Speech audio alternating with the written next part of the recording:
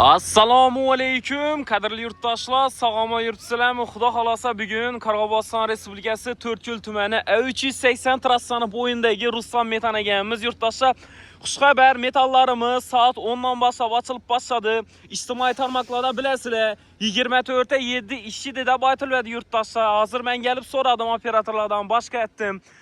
Hali ma'lum emas ekan yurtdoshlar. Agarda 24:07 bo'lib ishchidan bo'lganda, kechki 12 dan ochib beradilar deb turibdilar. Soat 10 da ochdik.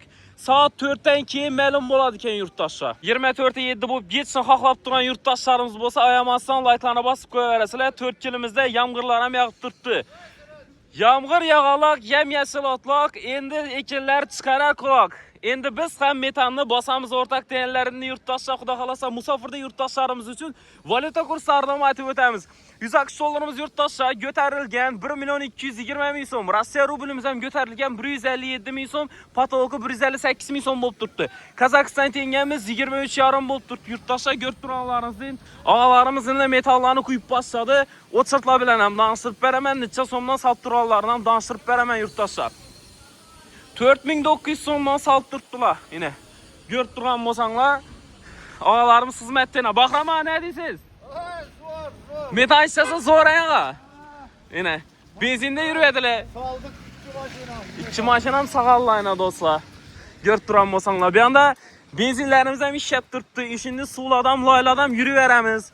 Arzimagan mehnatlarimizni qo'llab-quvvatlab laytlar bosib qo'yasizlar deb umiddamiz do'stlar. Yine ko'rib turgan bo'lsanglar.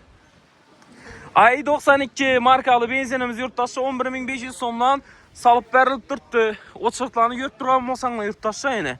Bu yan tarafa qarab ketgan.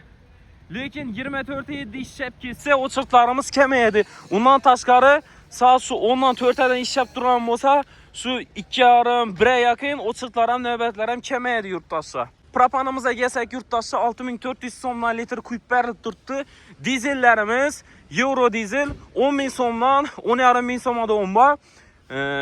Dizelni o'zi esa yurtdoshlar 10.000 so'm, 9.500 so'm bo'lib turibdi. Peshno 7200 shundan salib berilib turibdi. 91 11.200 so'mdan boshlanadi, 11.500 so'mani.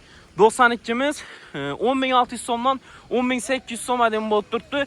98imiz 15.200 so'm bo'lib turibdi. Benzinlar yurtdoshlar. Yine metallarimiz ishlab ketsin, yurtdoshlarimiz ayamasdan laytlarni bosib qo'yaverasizlar. Sizlarga shuni yangiliklarni yetkazib borishda davom etamiz. Ko'ramiz, xudo xolasa 24:07 ishlab boshlasa bizning kanallarimizda ko'rsanglar bo'ladi. Sog' salomat bo'linglar. Keyingi videolarda görüşguncha deymiz. Yetkazgan vaqtlaringizga rozi bo'linglar.